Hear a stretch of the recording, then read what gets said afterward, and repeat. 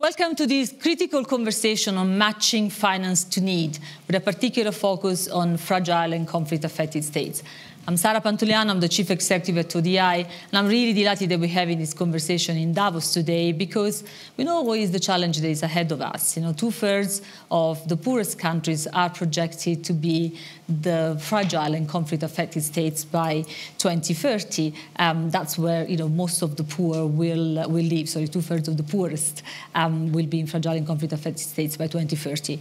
And that's why we need to think of more effective ways to finance the progress for countries that are affected by conflict, countries that face different aspects of fragility.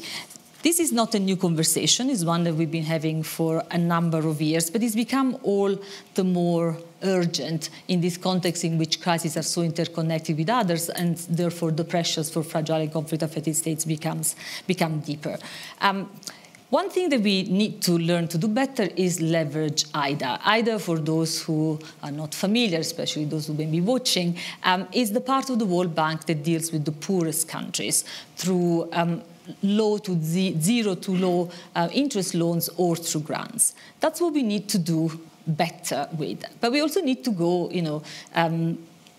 beyond the confines of IDA at the moment, and also looking at whether we can find resources elsewhere through philanthropies, through the involvement with the private sector, to working differently together. That's what we want to explore today. We also need to recognize that fragile and conflict-affected states are not the same. This is a very unhelpful, all-encompassing category that puts together a lot of very different realities. And so we need to think what it is that different countries need, what it is that, what are the targeted interventions that we can come up with. And that's why we need a greater involvement from their civil society, their private sector, that can help shape these interventions. So we have designed this event a bit like it's a dialogue. We don't want to just restate the problem, look at as usual, admire the complexity of the issue. We actually want to leave this conversation with some ideas of what we can do together.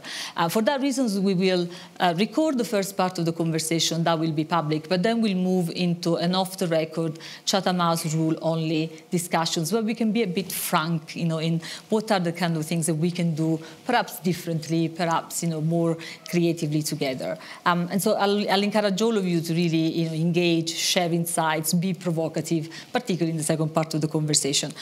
The president of the World Bank, Ajay Banga, would have liked to be with us, but he can't because he's speaking somewhere else at the same time right now in the Congress Center.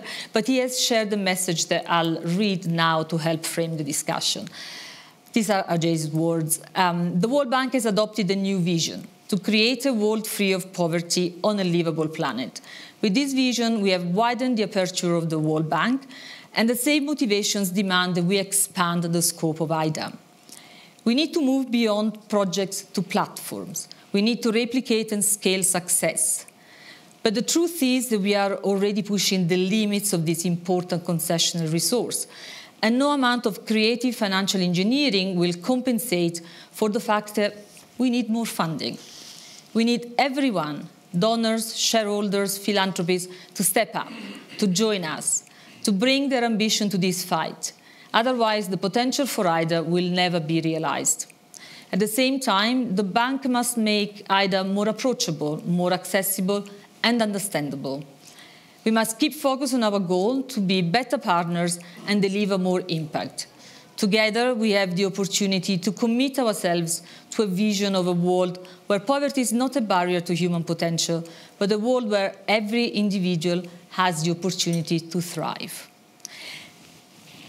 Ajay's words are compelling. We'll start the conversation with the countries that has shown how they can thrive. I'm really delighted to introduce Albin Kurti, the Prime Minister of the Republic of Kosovo. Kosovo is an incredible story. If you think about where you were 25 years ago, in a region that was marred by brutal repression, witnessed a genocide, armed conflict, and we look at the journey of Kosovo over the past 25 years to, today being an upper middle income country. And financing, international financing, private financing has played a very important role. Kosovo is another recipient country, is labeled still as fragile for social fragility issues, but fundamentally is a country that is on a very important and sort of very refreshing upward trajectory. Tell us how important international financing has been for you and what advice you can give to other countries. Thank you, Sarah. I'm honored to be among distinguished friends of Kosovo, UK Foreign Secretary David Cameron, and former Foreign Secretary David Miliband, whose support for us stretches back for many years. Kosovo is a success story, a country that has built itself into a democracy with the help of international friends. Today, there is much skepticism about whether a country can change its course for the better, and if the help of others matters. In these times, it is good to be reminded of a country that makes the case for a world that cares. As you, Sarah, have pointed out, Kosovo has come a long way since genocide and war, emerging as an upper-middle-income country with a strong democracy. Especially in the past few years, our country has demonstrated the fundamental truth that economic and democratic progress go hand in hand.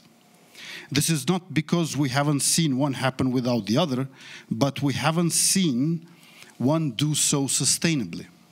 I believe this is one of the most important lessons that Kosovo can offer. Help is best allocated when you help yourself as well. The success of aid hinges on the interplay between the democracy of the country and collaboration with foreign actors. Kosovo's democratic reforms have been internationally acknowledged. We've improved 20 places in Transparency International's Corruption Perception Index and 22 places in Reporters Without Borders Media Freedom Index. At the same time, our economy advanced. In the last 3 years, our budget increased by 35%, primarily benefiting the most disadvantaged citizens. Among other initiatives, we've introduced child care subsidies, made public higher education free of charge, and improved housing conditions for ethnic minority communities and those in need across the board. According to the World Bank, Kosovo has provided the most generous aid package in the Western Balkans as a percentage of GDP to help citizens cope with the inflation. FDI and exports have doubled in the past 3 years, while our trade deficit has shrunk by a third. Since 2021, our budget surge is largely driven by a 2/3 increase in tax revenues without changes in fiscal policy. None of this would have been possible without the democratic progress I mentioned previously. One successful fight against corruption means that wealthy individuals and businesses can no longer evade taxes. The rest of the population believes their taxes will be returned with greater benefits, and foreign companies know that a transparent government is the best deal a company can get. One country is progressing when the progress is felt from its citizens, and this is combined with institutional stability. So institutional stability stands higher than political stability and enables progress and endurance of such progress. Our country received vital international aid in the past 25 years, enabling me to share this story about Kosovo today. And the effectiveness of this investment will be what elevates our country to consistently scoring among metrics along EU27. To reach the next stage, we need the right intentions, transparent implementation, and help. Here is where democracy works. This is also where foreign investment fosters it to the benefit of all. The marriage between a country's bona fide democratic drive and foreign investment is important for the goals we all share. Last week, 2023 was officially confirmed as the warmest year on record. This is one area in which external finance has a significant role to play going forward in Kosovo as in other countries. Our country is relatively small in surface area, roughly 11,000 square kilometers, but it sits on one of the largest lignite reserves in the world, the 5th largest globally and the 3rd largest in Europe. Nonetheless, our government is committed to a highly ambitious green agenda. We are in the midst of conducting our inaugural 100 megawatt solar auction, and we've attracted private sector investments in the renewable energy sector.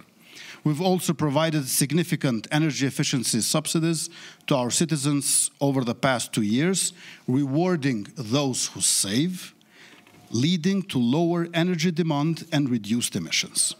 But we can and must do more in close partnership with international financial partners. This is especially the case with green infrastructure projects.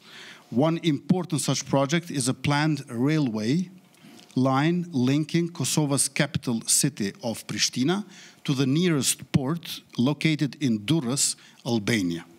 According to statistics, 30% of goods arriving to the port are destined for Kosovo. Currently, all goods have to be transported exclusively via motorway. A railway will greatly reduce emissions, and we need to rely, at least partially, on external financing to accomplish this. And last year, September last year, in Crete in Greece, we won the bidding for Mediterranean Games 2030. For the first time, a landlocked country is about to organize Mediterranean Games. 26 states will participate with their national teams, and we are organizing this Pristina 2030 Mediterranean Games, 6 other municipalities in Kosovo, and Durrës in Albania. Precisely the port with which we want to build this railway. However, something intended to eventually benefit the people must reach them before the finalization of large-scale projects. In Kosovo, daily life is shaped by a predominantly young and entrepreneurial population. It's crucial that individuals are given space to create, building immediate opportunities for them, particularly when these chances have not been previously afforded to them in the existing system. This sentiment, for instance, is shared by many women who rightfully feel that the world and the workforce have not been designed for them. 3 categories of the population are building the progress in our country: women, youth, and workers. But in all of these 3 categories, diaspora is also ever present with its remittances and recently its investments in our economy. And my last point is that fine governance is about combining industry, whose drive is expansion, with finances, whose drive is profit. We need both of them in a very fine governance of good intentions and transparent operations. Once again, thank you to you, Sarah, and I look forward to the panel discussion. Thank you so much, Prime Minister. I'll invite you to join our audience while I bring the panel to the stage. I'm really delighted to continue the conversation. We've heard how important, it's great to hear the international assistance is so important. You know, we hear so many negative things about aid, but we heard very clearly the role that it has played in Kosovo. I'm calling to the stage our panel. First, Lord David Cameron, the Secretary of State for the Foreign, Commonwealth and Development Affairs of the UK. Come, Lord Cameron. Yes, they're just behind, I think you see. Minister Nadia Fetaloui, Minister of Economy and Finance of Morocco. And last but not least, Vera Songwe, the Chair of the Board of the Liquidity and Sustainability Facility. Thank you. Thanks for joining this important conversation. Let me start with you, Lord Cameron. We've heard very clearly from the Prime Minister how important, climate change is, and this has become, is at the heart of the discussions around the reform of the MDBs. Climate change, the pandemic preparedness, but the focus on peace, security and fragility seems to have diminished. You've brought a lot of personal leadership to this, including through your chairmanship of the Fragility Commission. How can we bring these issues back to the forefront of the international discussions and get the necessary support? I think it's by listening to, partly by listening to what Prime Minister Kurti just said. I thought, the story of Kosovo. I know a little bit about international finance and how we should expand the balance sheets of the multilateral development banks and all the rest of it. But I suppose what I really know a bit more about is politics, and something Prime Minister Kurti and I have had in common. We both won elections. I think he's probably won more elections than I have. But the point about an election is it's not really an individual policy. It's not really necessarily the state of your economy. Elections are really about the story you're telling about the future of your country. And I think why Kosovo is such a good example of a potentially fragile state that is becoming less fragile and as a success story is that Kosovo had a convincing story for its people. We want to be a democracy. We want to be transparent. We want to rid ourselves of corruption. We want to look to the West and to Europe for new friends and alliances. They told a convincing story.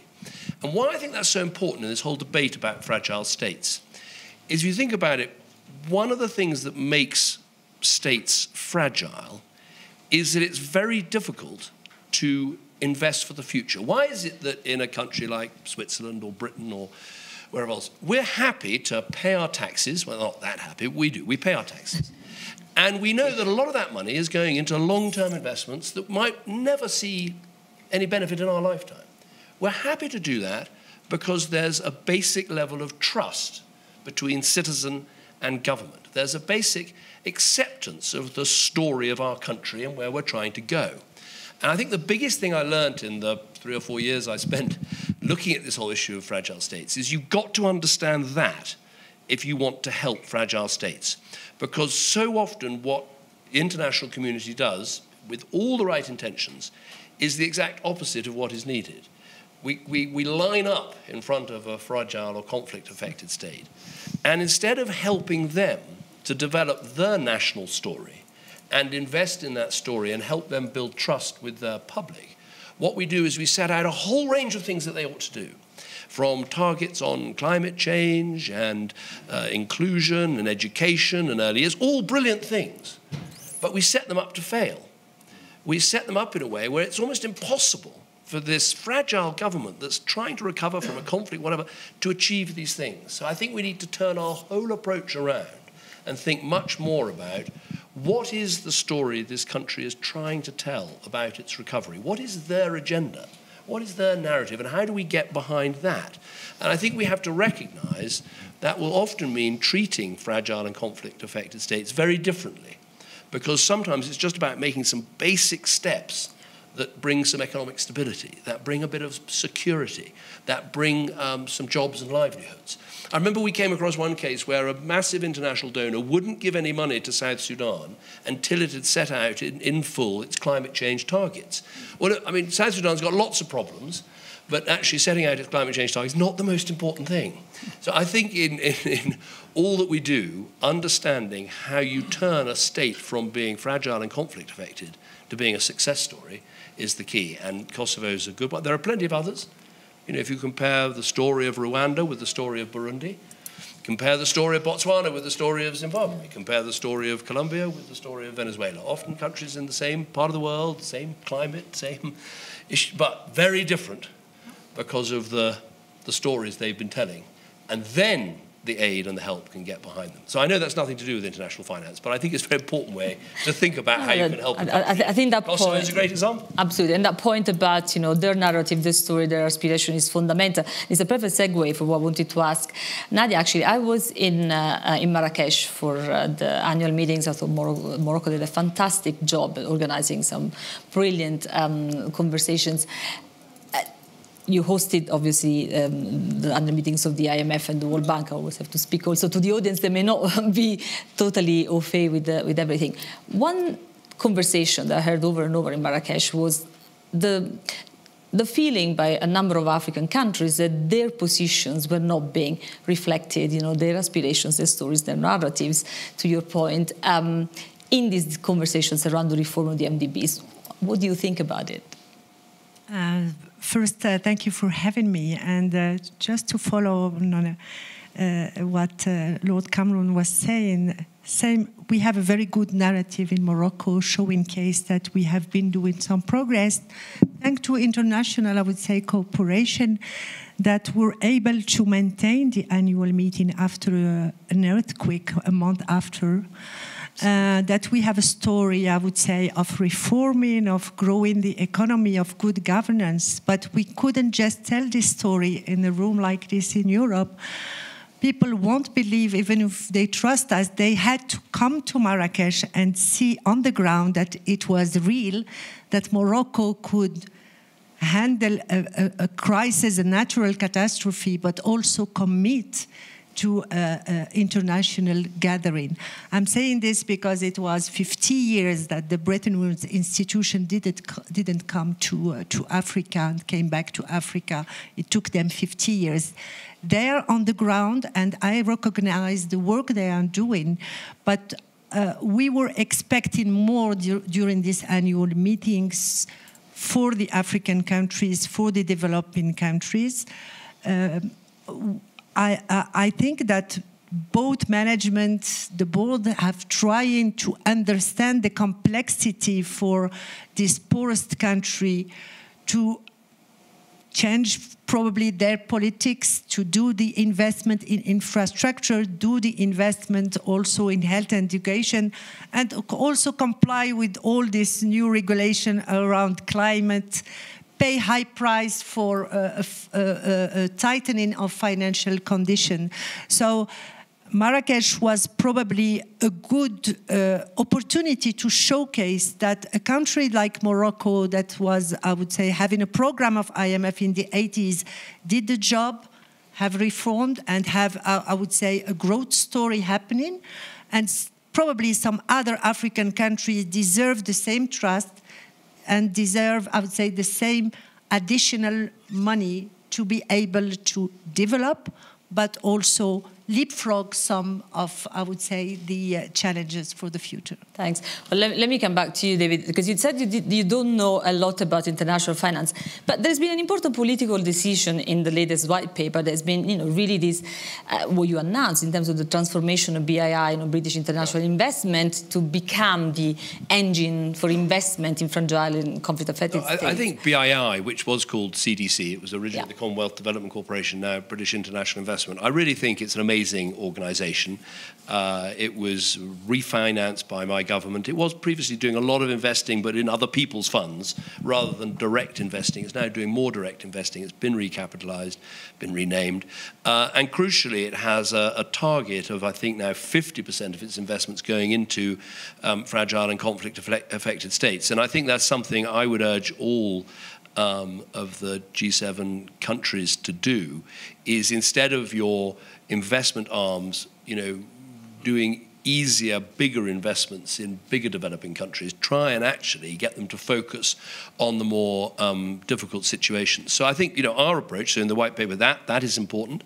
I think what we can do with as shareholders of all these multilateral development banks is getting them, without endangering their AAA credit rating status, to expand their balance sheets and to lend more. I think there's about 400 billion on the table that is available if all of the MDBs do that, which I think will make up for the difficulties there have been in having more overseas development assistance. I think that's very important. And then crucially, the white paper that we've produced is based quite a lot on the thinking about fragile states that I was setting out, trying to invest in countries' narratives and programs rather than more of a top-down approach, which I think in so many situations hasn't worked. And to sort of answer the question that you asked me originally about what about the issues of security, I think this is another one where actually, sometimes the global community can approach a country with this massive range of targets, none of which will be about actually fundamental levels of security. And yet whenever we fight an election at home, we say things like, defence is the first priority of government. National security is the most important thing we can guarantee to our people. And yet when we approach a fragile or conflict-affected state, it's like the last thing we necessarily help with. Indeed, in the example of Kosovo, one of the threats you've had recently is from, armed insurrection brought in from outside, and you have to make sure you have adequate security forces to deal with it. So I think bringing a bit of realism and common sense to this debate can help as well. But BII, I think, is a real best in class. We're very proud of it. And they're doing some great work. I mean, an expert of leveraging private sector investment is Vera Songwe. We've been talking about IDA, increasing IDA. What can IDA do? How can we better leverage IDA to crowd in more money? Or do we just need more IDA? And how can IDA stimulate more private sector investment? No, thank you. Thank you very much to the WEF.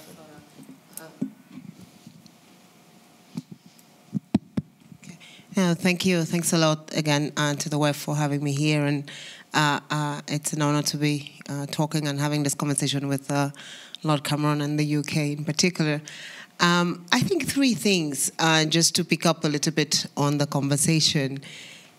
Clearly, the first thing that any IDA country has to do is reform. And reform is probably the cheapest finance. You do good reforms, people come. There is no doubt about that. And it's not just about doing reform, but it's about doing reform in an inclusive way, where essentially, as you said, Prime Minister, and congratulations, we are actually able to bring in all the members of society to that reform. So this is a fundamental part of the story. However, if you had done all the reforms and finance didn't follow, you will never be able to deliver enough. You need the financing. And particularly when you're in that kind of a difficult situation coming out of conflict, you cannot afford market financing. It's too expensive. You don't have a credit rating, you don't have access. And that's why IDA becomes the linchpin for development. We cannot talk about development of that, the IDA countries without talking about the need for low-cost, long-term concessional financing that capitalizes that first movement.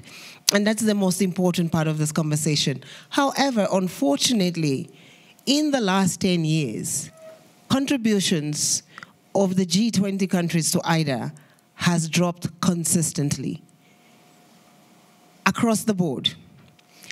UK used to be our shining star, Lord Cameron. And okay, so please come back. Help him win another election so that he can come back. But, we have gone from, just to give you the numbers, 10 years ago, UK was $4 billion contribution to IDA. Today, you're 1.9, 50% drop. We expect Kosovo to do well with 50% less of the resources, but with 100% more crises. COVID, pandemic, inflation, climate. It doesn't add up. How can we ask these countries to develop like that? And I think that is the question that we have here, is we really need to make IDA the linchpin for development, and we cannot afford, the only thing we ask is please go back to where you were 10 years ago, which already is not a good enough ask. But if all of the G7, G20 countries could just do what they did 20 years ago. Take, for example, during COVID, IDA stretched its balance sheet, was able to support all these countries, get vaccines, get the food insecurity because of the Ukraine war. Food prices went up the highest ever in the last 25 years. Countries had to put, Morocco, she would talk about, the cost of wheat that all of a sudden went up, and people need resources. IDA leverage is 1 to 4. For every $1 that you put in IDA can invest $4. It is probably the best investment proposition that we have today in the development assistance world. And to think that for that best proposition that we have, we are de-investing while we ask for them to do more in climate change. Of course, in energy, a lot of these other countries do not have 100% access to energy, let alone talk about a transition. Women are dying because they cannot use the right energy tools. This is what we're talking about here when we talk about IDA and fragility. And as you were talking, Lord Cameron, I was thinking about Ireland. And I was thinking to myself, if you look at Ireland and what Ireland has managed to do, right? Ireland came from being a fragile country. Today they are growing at 23%. because they are in a neighborhood that gives them the financing and that has the right investment environment.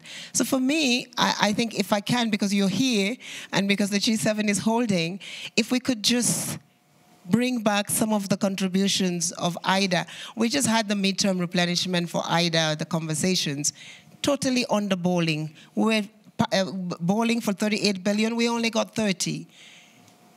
I mean, you know, inflation is not done yet with what has just now happened in the Black Sea with the Houthis. Transportation is going to go back up, supply chains are going to be disrupted again, costs are going to go up. You cannot do everything that you need to do in that environment if you cannot get concessional financing that can then leverage a private sector to come in and do the rest of the work that needs to be done. So for me, it's policy number one. Let's not forget that. We need good policies from the countries that are inclusive. But we also need our shareholders in IDA to step up and contribute what is needed so that we can actually do that. And then the private sector can come together. And I think one of the things that we are seeing today is the private sector that is stepping up. In Africa, we just got the 17 largest investment and pension fund agencies come together and create an infrastructure investment fund to be able to do the kinds of things that are happening in Morocco, Egypt, Senegal, and Cote d'Ivoire. Cote d'Ivoire is another very successful post-conflict country that today is doing well and is growing at 6-7%. But in 2024, we are going to have the highest debt service requirements. If we cannot give resources to these countries, most of them will default on their debt. And then they'll go backwards 3 years or 4 years or 5 years, and the cost of bringing them back will be even higher.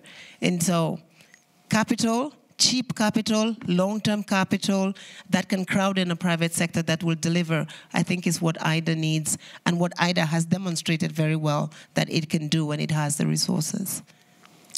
Thank you very much. We need to move to the discussion part, but I've got one last question for both of you, for both Nadia and Vera. We ran a survey at ODI in 2022, which involved 500 ministers and senior officials from low and middle-income countries to ask their perspective on the reform of the MDBs. And it was really interesting. It was uniformly, really, overwhelmingly, IDA came out as the most effective MDB concessional window across all MDB functions. But what also came out of the survey was that IDA should strengthen its current focus on human capital and social sectors. The feeling was that that's what IDA does best. Other MDBs are better doing infrastructure, better in other sectors. IDA should concentrate on this and work with other MDBs that can focus more on infrastructure. Where do you feel IDA brings its greatest value? Morocco is now an IDA contributing country. Where do you feel it adds value in particular? I definitely agree with the survey that on human development it's very important, and even if we are not benefiting from IDA as a developing country, our focus now is on people, social protection, because it will take too much time to do all the investment to look for the growth before people can be included in this growth. And as you mentioned, Morocco have made the choice to be one contributor despite the fact that we have limited resources, but Morocco is the second African foreign investors in Africa, and this is very important because we do believe that we need trust, we need long-term investment in Africa. I think Vera have explained very well the challenges. There is need for more money, long-term money, and also quick decision. And I would like to focus on that because we are now asking to go back to amounts in IDA for 10 years ago. It's a very poor ambition, let's say, put it this way. But for some countries, it takes them 2 to 3 years to negotiate the money. They're struggling, so many crises. The cost of negotiating for 2 years, it's even worse. So this money needs to be long-term, but the decision-making process should be very agile and should really be much more, I would say, efficient, because 2 years for a country that are facing problem is definitely not affordable in the journey of developing these countries. But same question to you. Do you agree with the results of the survey? Yes and no. One, because we know two things. The fastest sort of elasticity of growth for investment comes from, and Jorgen is sitting there, agriculture. And so I think that a lot of work needs to go into the agriculture sector to make sure that, food security is assured, and that is where 80% of the sort of rural populations are still in. So I think some work needs to be done on that. I think, of course, infrastructure, we need to build the roads, we need to get the energy and human capital. So I'm not a believer in saying let's pick one or the other. I think in some countries, the most sort of pernicious problems are education or health, but I think infrastructure and agriculture food security are quite important. Since I have the mic and since I have Lord Cameron here, I think one of the things that we're thinking about, because we know that treasuries are overstretched, is whether we can maybe potentially issue some new SDRs that we will redistribute differently so that maybe either countries get a lot of it, and that doesn't stretch your balance sheets too much, but at least it gives them a leg up as we go forward. So I think maybe SDRs for IDA, SDRs for climate, SDRs for agriculture is something that we could look at and see. I know we're still talking about redistribution of old ones, but maybe just issuance of new ones is a much faster way to go, as Nadia was saying. Thank you. I won't ask you if you agree, but you can. I was, for the last 7 years, I've sat on the board of One, which is a great campaigning charity on development. This has always been one of the two great campaigns recently have been getting the MDBs to expand their balance sheets and also the redistribution of SDRs. There are some issues and problems, as you know better than I do, that have to be sort of worked through on those, but it's something the UK has always been in favour of. Thank you very much. I want to go to a few colleagues that are with us who can follow up on some of the points that you have made. We'll stay here for this part of the panel. There are other shareholders in the room of the World Bank, and one is Espen Barth Eide, the Minister of Foreign Affairs of Norway. Espen, of course, you're also a leading sort of light on conflict and security issues, and you've seen, like me, in many countries, actually the World Bank and IDA working really well with UN agencies and partnering very effectively, but they remain isolated examples. What can shareholders do to really incentivize these partnerships not to remain isolated and to really maximize what IDA can do, to support the progression in fragile and conflict-affected countries? Well, thank you. That's a great question. I want to come back to the Prime Minister Kurti of Kosovo. I mean, obviously, Kosovo is in a different place than many African countries, a different starting point. We cannot compare directly, but his emphasis on the importance of institutions, stability of institutions, credibility over time, rule of law, also regulatory frameworks cannot be overstated enough. And that is not only something that comes with development, it's a prerequisite for development. It's a prerequisite for turning, money into real action and to eventually provide the ground also for investments. There's a lot of work here, which I like to mention even here at the forum, on how do you deal with the cost of capital challenges? How can you use development aid to support, not direct grants, but to de-risk investments of political risk, regulatory risk, currency risk, for instance, in energy development. So I think that there are some issues around that. And I have to say that I think just as much as we need to think about sort of fragility and coming out of conflict and how do you reorganize a country that has been in deep trouble, we also need to link this to the climate agenda, because whatever we invest in now has to be capable to deal with the fast-changing climate, and that cannot be said enough. I mean, if you want to help countries to develop a better agricultural sector, better food security, you cannot go back to old practices. You have to look for seeds and practices that can live with, in many cases, hotter and drier climate. In some cases, more flooding. So the big sort of the development and climate agenda and the development and fragility out of fragility needs to be more connected, because unfortunately, some of those countries that have been, in trouble because of political challenges are also the countries that are most affected by climate change, and at least the least capable of dealing with that.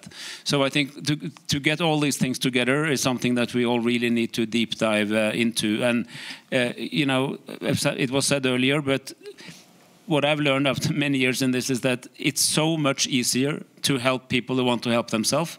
It sounds a little obvious because you know, obviously it's true, but you know, there's some reality to that. You have to create a genuine local engagement in the future of the country, maybe the stories that David told about, and help build that story credibly over time is part of the answer.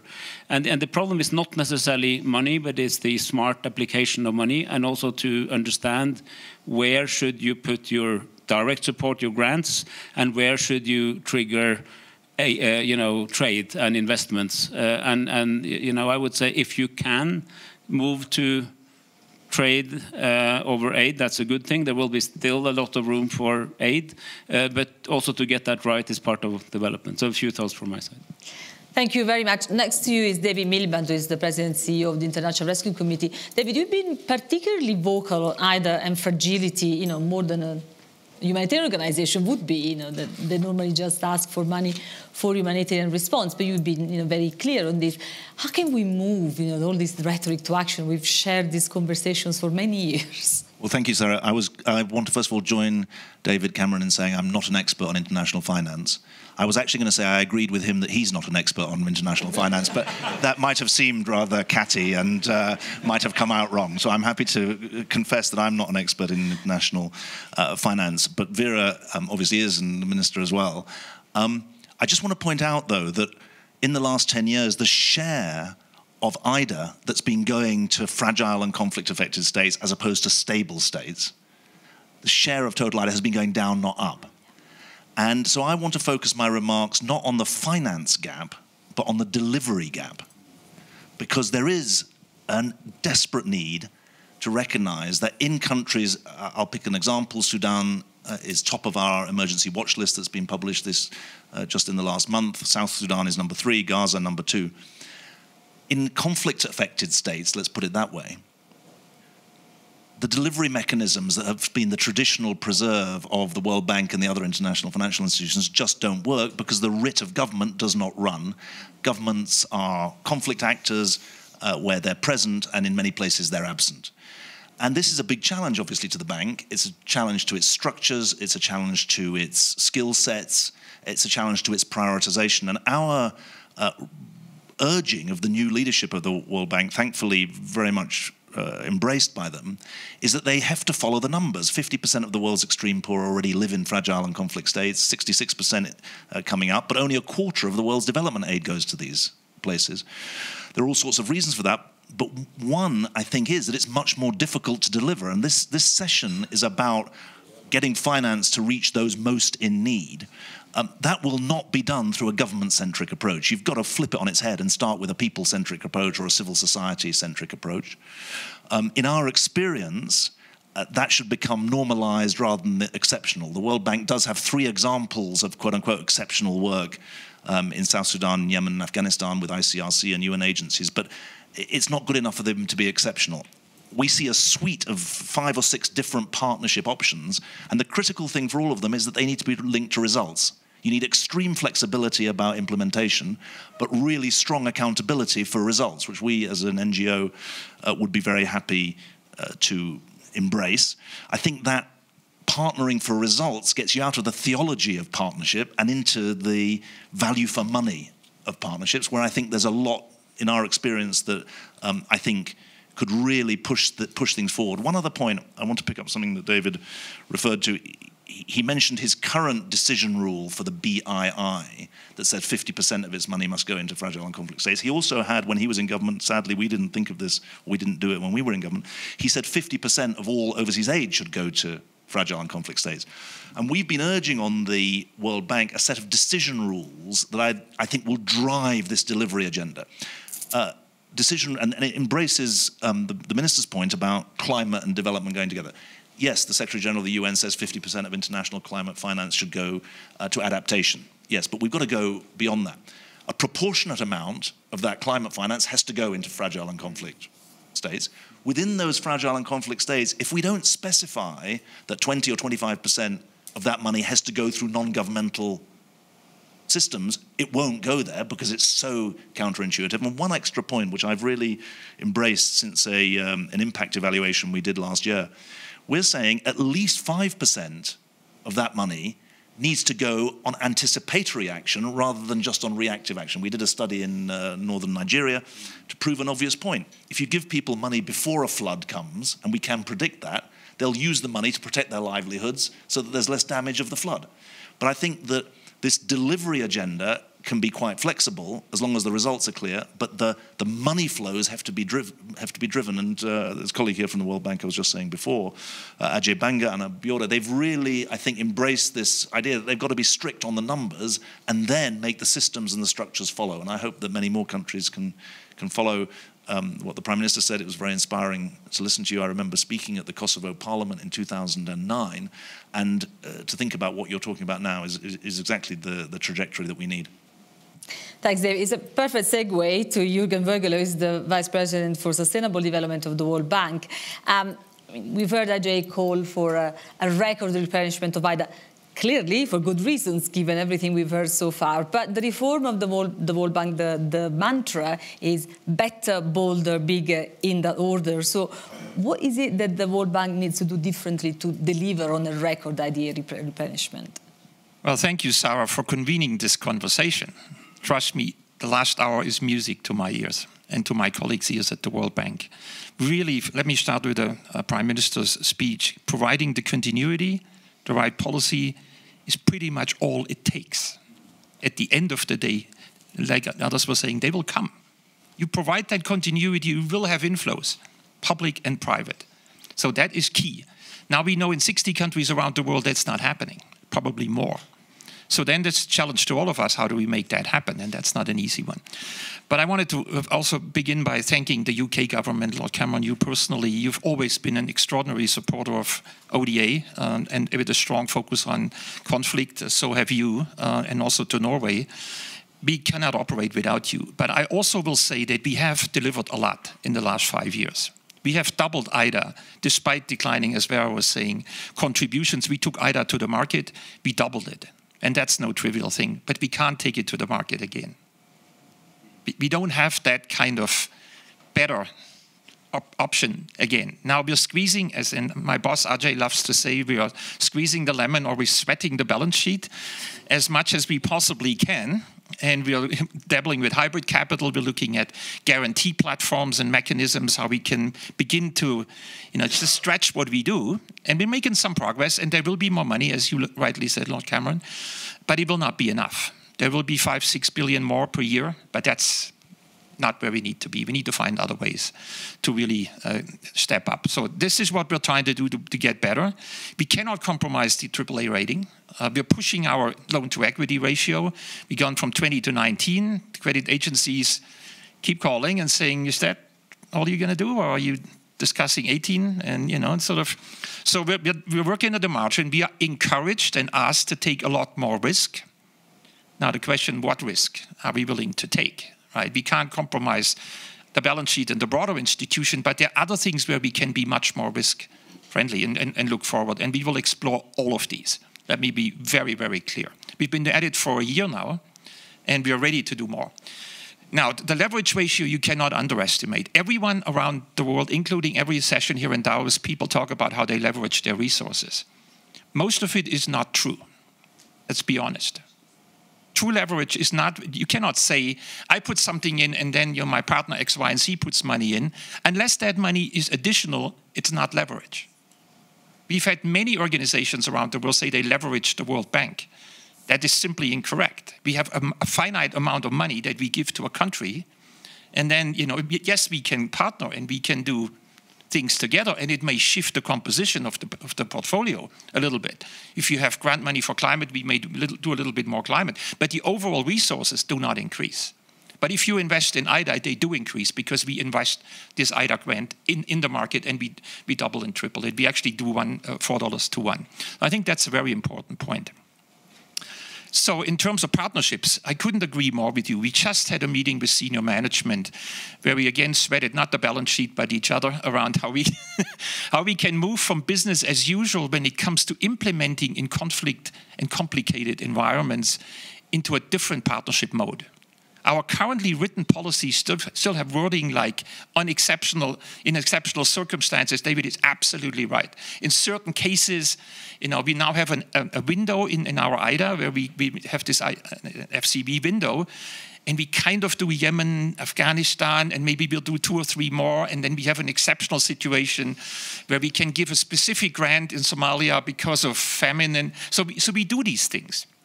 But they are too small, too little, not bold enough, and that's where I feel we need to take much more risk. Because there is, of course, a certain amount of risk involved, not with your organization, but there will be many then who will knock at the door and say, why don't you implement through us? But this is a conversation I can tell you we're going to have. Because I feel this very strongly as well. And another point you made is something I've been pushing for years in the institution, that is to get ahead of the game. Our instrument set at the World Bank still today does not really allow us to disperse money before a problem happens. And we all know $1 invested in prevention is better than, whatever, $8 or $10 afterwards. We know it, but we don't have the mechanism yet. So here in this meeting, I will say this publicly, and if Ajay tells me you're sticking your head out too far, that's fine. Because we need to have this conversation. Yeah, I worked for all my life in food security. We know long before disaster happens that it's going to come. And rely on, we just don't have the mechanism to go to these countries beforehand. South Sudan is a good example, many others around the world. If we had a mechanism where we could disperse, and so my plea is to the Norwegian representation, the British representation at the board, Val, I talked with Val a lot about this, who represents the UK government, to help us put this in place. The same is true for pandemics. We are now beginning to think about prevention, preparedness, and response. But 99% of the thinking and the rhetoric around this is still about let's get ready for the next pandemic rather than discussing how do we avoid the next pandemic. We don't do it and we don't invest. We have panic and neglect cycle as always. It repeats itself all the time. And we need to equip institutions like the World Bank to be able to do this. Forget about procurement and these things for a moment. We got to get the money where it can prevent bad things from happening. Thank you. Thank you so much, Jürgen. Thank you, everyone who has contributed to the public part of this conversation. We'll move into the private part. We've got about 20 minutes to have a more candid discussion. But I really hope that what we've discussed so far will encourage other shareholders that will be listening to this conversation, I'm sure, hopefully philanthropists, to consider adding to IDA. We obviously had a record replenishment in 2020. We reached 93 billion. Yeah, but we want more. We want to go beyond the historic replenishment because we've heard how useful IDA is, what transformation it can really bring, to countries. Please join me in thanking the panel, and thank you for everyone who's been listening online. Thank you.